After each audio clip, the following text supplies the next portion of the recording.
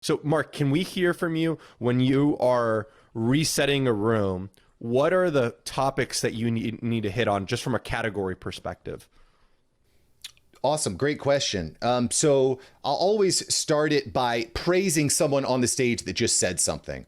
Okay. Clubhouse, I think, is really about reciprocating positivity. So I'll say, wow, Julian, that's a fantastic question. I always appreciate your insights on stage. So listen, I'm going to quickly reset the room. Okay. So that's the first half. Praise and then announce that you're going to reset or refresh. So what you're saying is a solid transition from what just ended. Exactly. Because let's talk about what resetting or refreshing, however you want to call it. Let's talk about what that actually is. That's bringing the conversation back to why everybody is there. You know, if you get 5 to 6 people talking on a topic, you could end up in China by the time the conversation's over. So let's bring it back to the original conversation.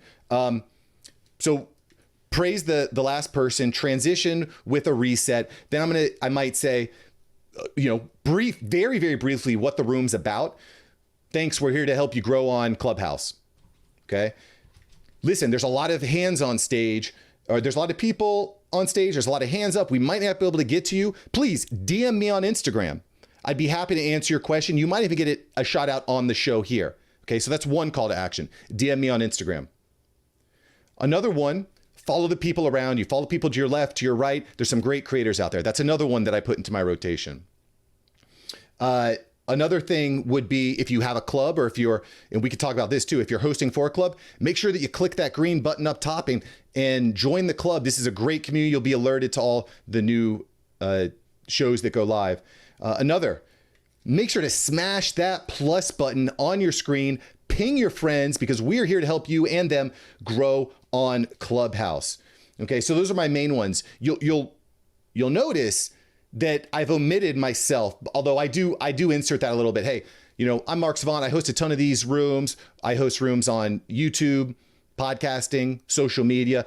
Make sure to follow me to get alerts so you can get on stage, right? So that's kind of the general. Those are, I think, the main 5 to 6. I also have more notes here. That's another thing I would encourage everyone. If you are going through that, you definitely want to have a notepad based on some key topics. So if you ever get stuck as a moderator, okay, I can always revert back to these 5 or 6 different topics. Absolutely. So and it's funny, last night was definitely an example of that. The conversation was getting stale and I didn't have a good transition or anything. I didn't have another good topic. And luckily I had written down a note of a question I wanted to ask one of the moderators, and I went and used that question. So absolutely having that little notepad. But thanks for sharing those topics on how to reset a room. I usually, from my end, I keep it pretty limited. Like I said, I'm only resetting a few times. It was based on advice I was getting. The first time I hosted a room, I think I was resetting more frequently, and I got the feedback that for the people who had been there long, they were sort of complaining. And it's just sort of that, how do you strike that balance? Do you think there's sort of like, it is what it is? Well, they need to understand that new people are coming in all the time. A Clubhouse room is like, people are in and out all the time. Right. You have to reset the room. You have to remind people why they're there and who you are. That's important.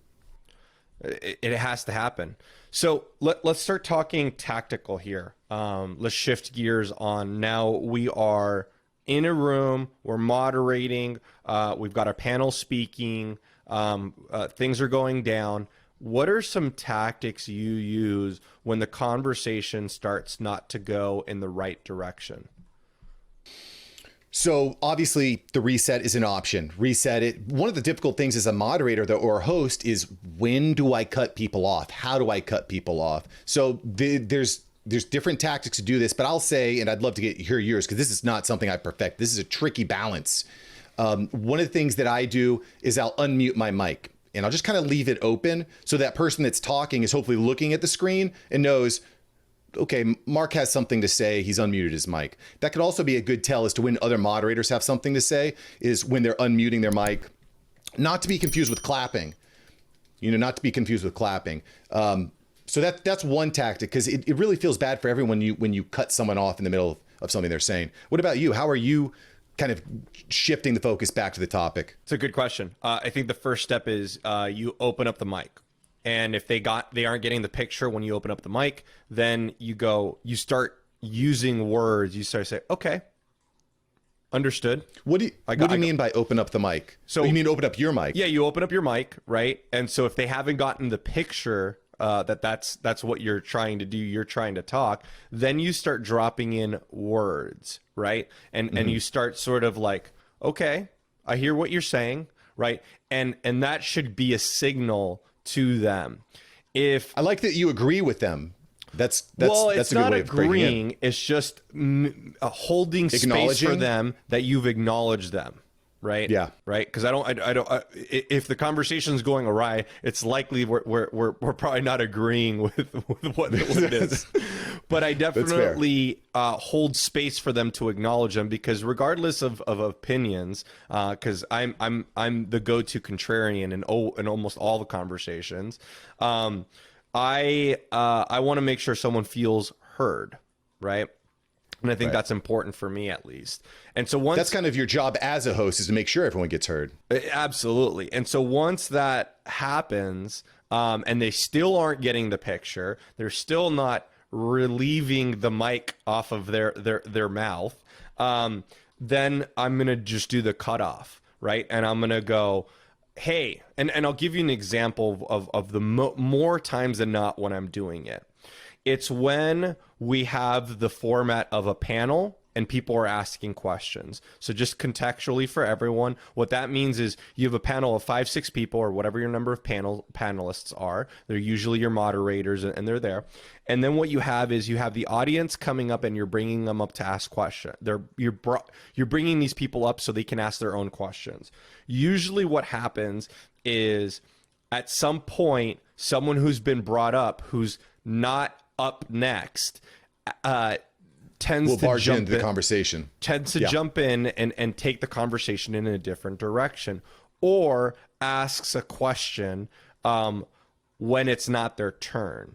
And so right there, I will just jump in right away without giving them an opportunity. I'll say, hey, Mark, relax, because it's always Mark, right? No, I'm just kidding.